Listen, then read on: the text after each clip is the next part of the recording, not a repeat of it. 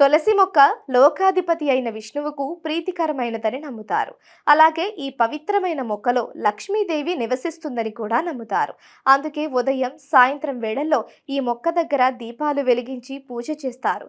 దీనివల్ల మీకు శుభ ఫలితాలు లభిస్తాయని, సకల కోరికలు నెరవేరుతాయని నమ్ముతారు. అయితే తులసి పూజకు కొన్ని నియమాలను తప్పకుండా పాటించాలి. వాటిని పాటించకపోవడం వల్ల జీవితంలో ఎన్నో సమస్యలను ఎదుర్కోవలసి వస్తుంది.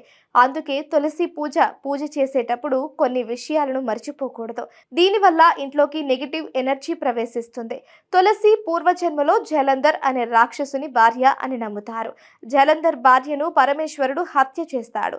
కాబట్టి తులసి దగ్గర శివలింగాన్ని ఎట్టి పరిస్థితుల్లో పెట్టకూడదు.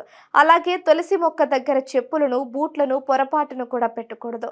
ఇలా చేస్తే సంపదకు అధిదేవత అయిన లక్ష్మీదేవికి కోపం వస్తుంది.